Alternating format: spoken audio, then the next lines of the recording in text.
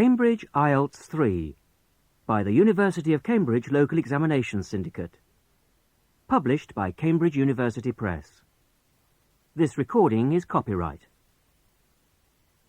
Cassette 1, Side 1. Test 1. You will hear a number of different recordings, and you will have to answer questions on what you hear. There will be time for you to read the instructions and questions, and you will have a chance to check your work. All the recordings will be played once only.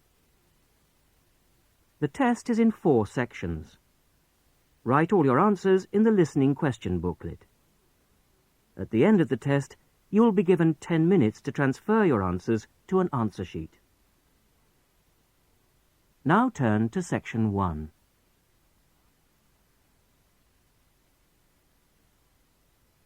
Section 1. Listen to this telephone conversation between Janice Biggins, who works for a house renting agency, and John Anderson. First, you have some time to look at questions 1 to 6.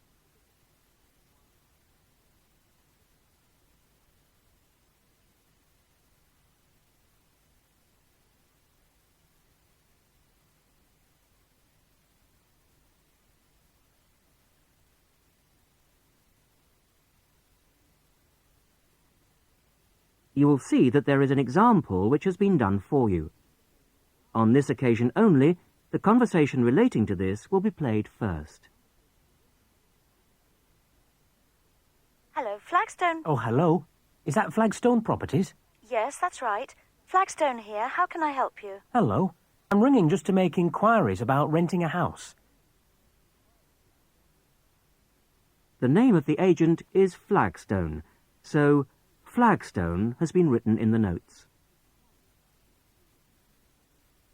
Now we shall begin. You should answer the questions as you listen, because you will not hear the recording a second time. Listen carefully to the first part of the conversation and answer questions 1 to 6. Hello, Flagstone. Oh, hello. Is that Flagstone Properties? Yes, that's right. Flagstone here. How can I help you? Hello. I'm ringing just to make inquiries about renting a house. My name's John Anderson. Yes, Mr. Anderson. What sort of thing were you looking for? 2-bedroom house with garden. Well, yes, sir, that shouldn't be any problem. Just to let you know that our main areas, the main areas we deal with are the city centre itself. City centre, uh-huh. And the north suburbs. Oh, well, we were most interested in the northern areas, actually. Right, yes. What sort of price were you thinking of? Well, could you give me some idea? Certainly. It really ranges from £250 per month. Only £250? Yes, to about £500, depending on a number of different factors. Oh, what does it depend on? Well, obviously the quality of the area, and then whether there's a garden. Oh, well, as I said, we'd want a garden. And a garage pushes up the price. Right. Well, we wouldn't necessarily need one. I think about £350 a month would be our limit. OK. Well, would you like to have a look at a couple of properties, sir? Yes, that'd be great. Looking at our files, I think we've got 2 which might suit you. Oh, hang on. I'll just get a pen. Right. OK, well, there's one on West Park Road, which is £325 a month. Uh-huh. Are the bills included? Well, that one just includes the water bill. OK, right. And the second house is in Tithe Road. I'll just spell that for you, OK? Yep. Tithe Road. Yeah, got that. And how much is that one? That's £380. 380. Is that including water? No, I'm afraid not. But it does include the telephone rental. Oh, well, that's not too bad then. So. Before you hear the rest of the conversation, you have some time to look at questions 7 to 10.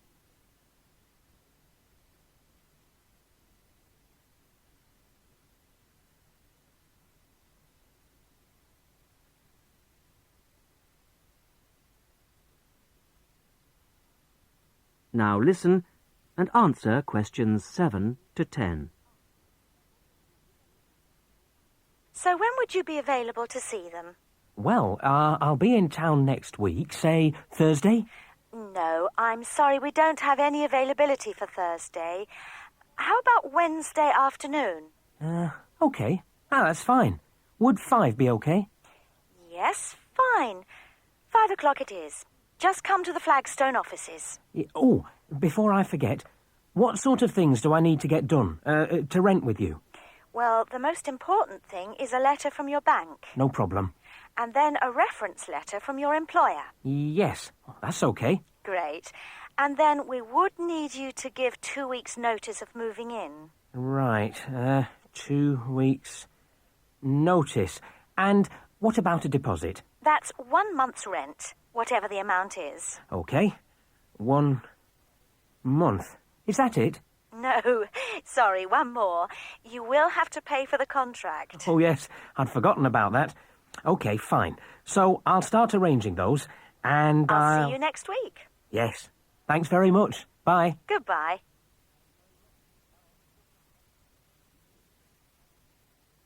That is the end of section 1. You will now have half a minute to check your answers.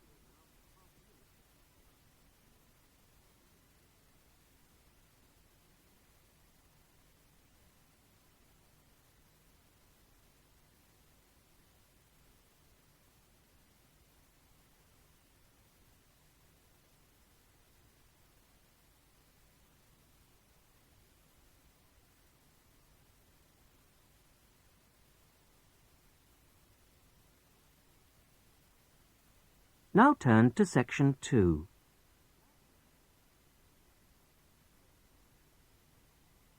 Section 2.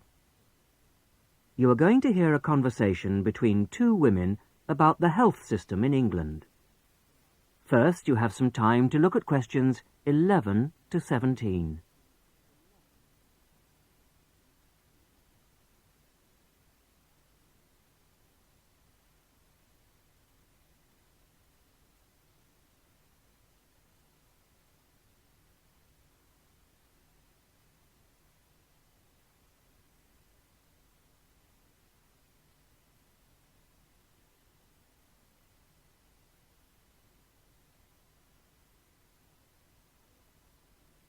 Now listen to the first part of the conversation and answer questions 11 to 17. Hello, Mrs. Sutton. Come in. How are you settling in next door? Have all your things from Canada arrived yet? I thought I saw a removals van outside your house yesterday afternoon. Yes, they came yesterday. We spent all day yesterday arranging them. It's beginning to feel a bit more like home now. Oh, that's good. Look, come in and sit down. Are you all right? You look a bit worried. Well, I am a bit. I'm sorry to bother you so early, Mrs. Smith, but I wonder if you could help me. Could you tell me how I can get hold of a doctor? Our daughter, Anna, isn't very well this morning, and I may have to call somebody out. She keeps being sick, and I am beginning to get a bit worried. I just don't know how the health system works here in England. All I know is that it's very different from ours back in Canada. Well, I don't know really where to start. Let me think.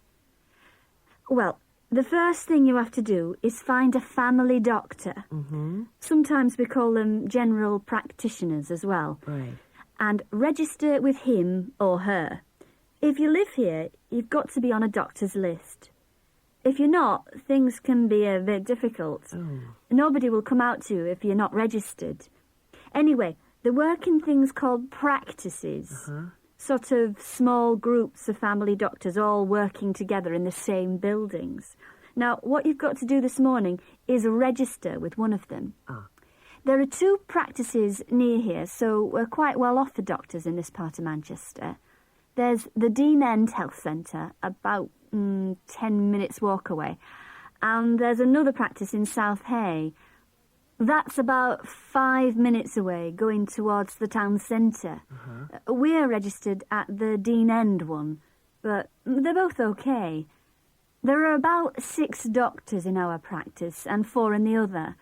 so ours is quite big in comparison, and the building and everything's a bit more modern. South A is a bit old-fashioned, but the doctors are okay. Their only problem is that they don't have a proper appointment system. Sometimes you have to wait for ages there to see someone. Anyway, you go to the receptionist in whichever health centre and ask her to register you with a doctor there. You have to fill in a form, but it doesn't take long. Ours is called Dr. Jones, and we've been going to him for years, ever since we moved here 15 years ago. I wouldn't say he's brilliant, but I suppose he's all right, really. We're used to him now. They say he's very good with elderly people, but he does tend to get a bit impatient with children. Listen, the one who's supposed to be really good with small children is Dr. Shaw. I've heard lots of people say that. She's young and she's got small children of her own, so you could try registering with her. And if her list's full, I heard somebody say the other day that there's a really nice young doctor at South Hay, a Dr. Williams. He holds special clinics for people with back trouble, but that's not really your problem, is it? Now you have some time to look at questions 18 to 20.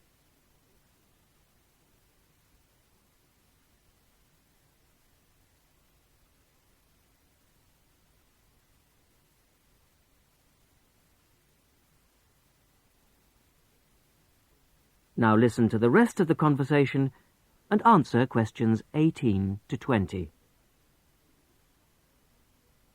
If you want a doctor to visit you at home, you have to ask for a home visit.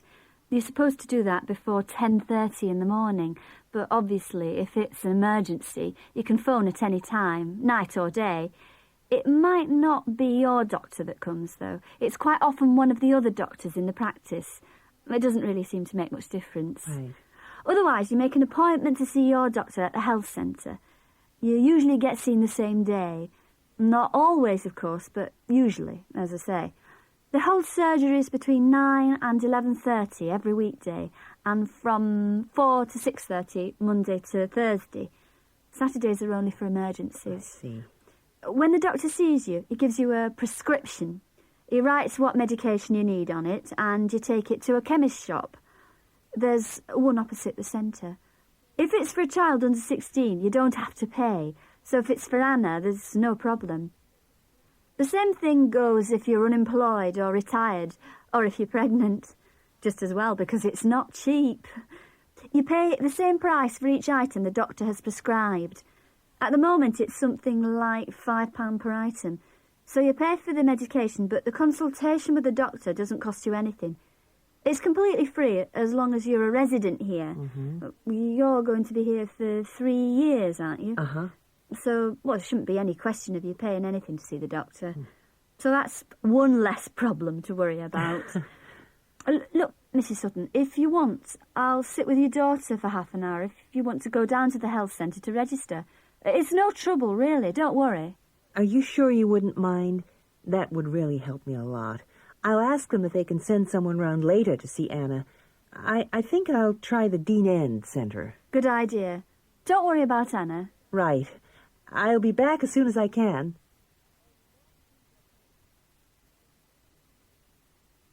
That is the end of section 2. You will now have half a minute to check your answers.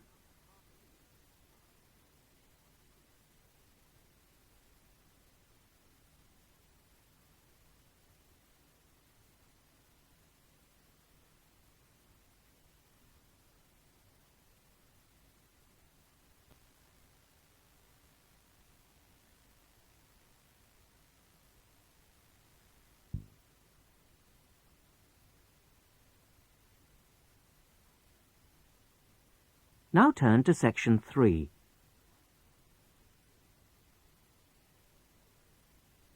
Section 3. You're going to hear a university tutor interviewing a candidate for a place on a postgraduate diploma course in teaching geography. First, you have some time to look at questions 21 to 27.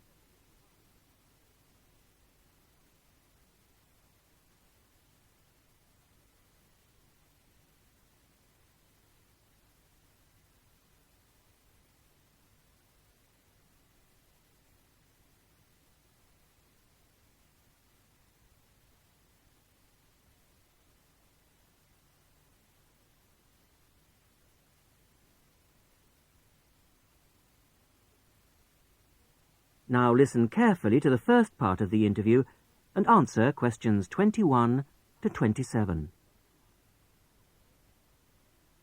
Hello. Jonathan Briggs, isn't it? Yes, that's right. Do come in and sit down. Thanks. Right. Well, Jonathan, as we explained in your letter, in this part of the interview, we like to talk through your application form, your experience to date, etc. And then in the second part, you go for a group interview. Group interview. Yes, I understand. So, your first degree was in economics. Yes, but I also did politics as a major strand. And you graduated in 1989.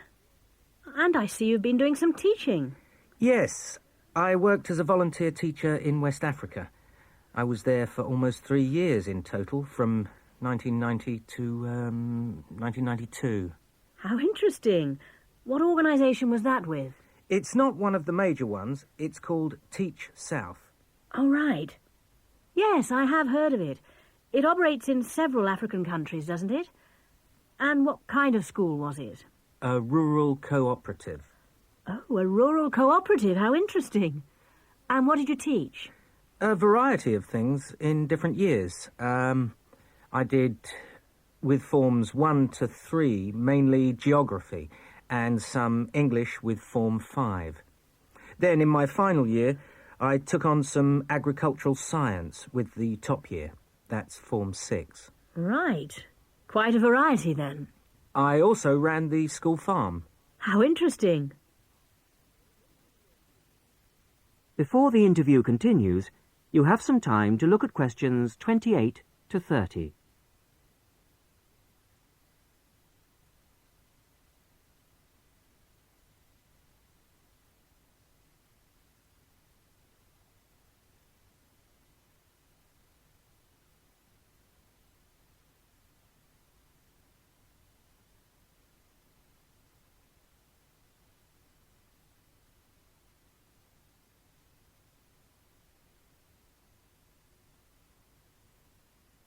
Now listen to the rest of the interview and answer questions 28 to 30.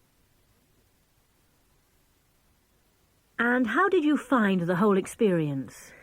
I'll be honest with you. At the end of the first year, I really wanted to leave and come home. Oh, why was that? Well, I was very homesick at first and missed my family. Oh, yes, I can understand that. And I also found it frustrating to have so few teaching resources. But I did decide to stay, and in the end I extended my tour to a 3rd year. Right. Things must have looked up then. Yes, we set up a very successful project, breeding cattle to sell locally. Really? And then, after a lot of hard work, we finally got funds for new farm buildings. And you wanted to see things through. Uh-huh. And that's why you want to train to teach geography. Yes. I've had a couple of jobs since then, but I now realise I like teaching best. And I chose geography because it's my favourite subject. And also because I think it has so many useful applications. Well, you certainly have had some interesting work experience. I'll ask you now to go on to the next stage of the interview.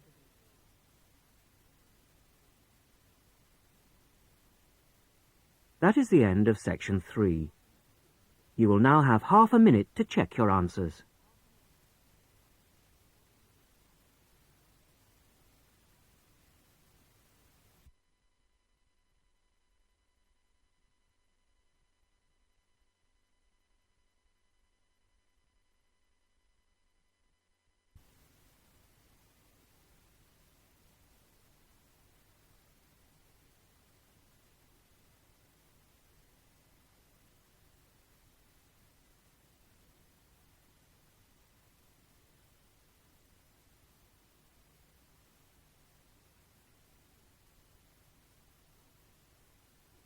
Now turn to section 4.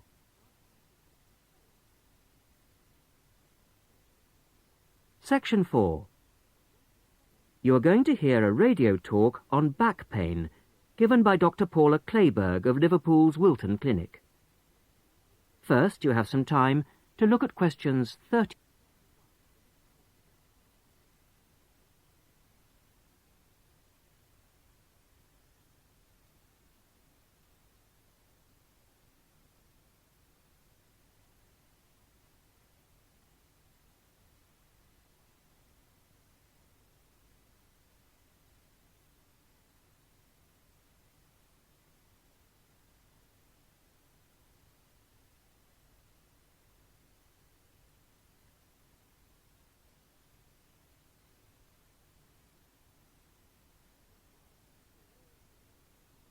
Today's Health Council is presented by Paula Clayburgh, who is the Chief Counsellor at Liverpool's famous pain clinic, the Wilton Clinic. Paula. Do you know what Prince Charles, Sevi Ballesteros and Elizabeth Taylor have in common? They all suffer from chronic back pain. In fact, bad backs are one of the most common health problems today, affecting people in all walks of life. The most recent available figures show that about 250,000 people are incapacitated with back pain every day. And many sufferers don't know the cause or the solution to their problem. The majority of our patients at the clinic tend to be women. They are especially vulnerable because of pregnancy, but also because of osteoporosis, which I personally believe to be the major cause of problems for women. I have many women patients who say they have completely given up exercise because the pain makes them so miserable. Bed rest, giving up exercise, and painkillers are traditional responses to back pain. But although there are many excellent drugs on the market, at our clinic we're beginning to realise the unique benefits of relaxation therapy. Other specialists in the field make a strong case for certain types of exercise, but in our experience they are easily mishandled and can lead to more harm than good. Now let's look at some of the reasons why back pain is developing into such a unique menace. In general, the body is pretty good at self-repair. A strain or a blow to a limb, though painful at the time, generally resolves itself. But the body's response to back injury can be very counterproductive. When pain strikes, we attempt to keep the back as immobile as possible, which makes the muscles tense up. Research shows that they often go into spasm, which causes further twisting of the spine. A vicious circle is underway. The second mistake we often make when stricken with extreme back pain is to go to bed and stay there. Although at the clinic we recognise that a short rest in bed can be helpful, up to 2 days, any longer makes our back muscles become weaker and unable to hold up our spine. The pain, therefore, becomes worse. Another problem is being overweight. Anyone a stone or more overweight who already has back pain is not doing himself any favours. Though it won't actually set it off in the first place, the weight will increase the strain and make things worse. The British diet could be partially to blame for the increase in back pain. Over the last 10 years, the average weight of men has risen by 11 pounds and of women by 9 pounds. So much for the causes and aggravations of pain. But what can we do to help? There are many ways in which simple day-to-day care can make all the difference. The first point to watch, of course, is weight. If you are overweight, a diet will make all the difference. Also, studies have shown that just 1 hour sitting in a slouched position can strain ligaments in the back, which can take months to heal. At the clinic, we have come to the conclusion that the major cause of the problem is not with the design of chairs, as some have suggested, but in the way we sit in them. It can be useful to get special orthopaedic chairs, but remember, the most important improvement should be in our posture. Another enemy of your back is, of course, your beds. If your bed doesn't give enough support, back muscles and ligaments work all night trying to correct spinal alignment, so you wake up with a tired, aching back. Try out an orthopaedic mattress or a spring-slatted bed. Research shows that both can be beneficial for certain types of back pain. Another hazard for your back are the shock waves which travel up your spine when you walk, known as heel strike. A real find for our patients has been the shock-absorbing shoe insert, a cheap but very effective solution. And you might be better off avoiding shoes with heels higher than 1.5 inches. Though absolutely flat shoes can be a solution for some, others find their posture suffers. Finally, a word about the state-of-the-art relief, the TENS machine. A small battery-powered gadget which delivers subliminal electrical pulses to the skin. Our experience indicates that your money is better spent on the more old-fashioned remedies.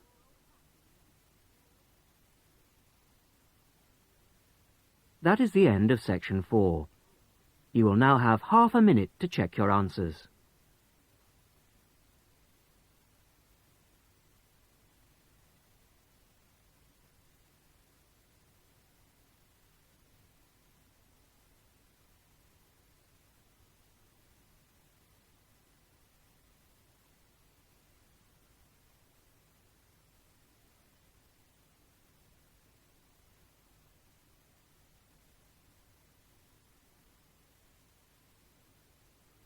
That is the end of the listening test. In the Ielts test, you would now have 10 minutes to transfer your answers to the listening answer sheet. That is the end of side 1.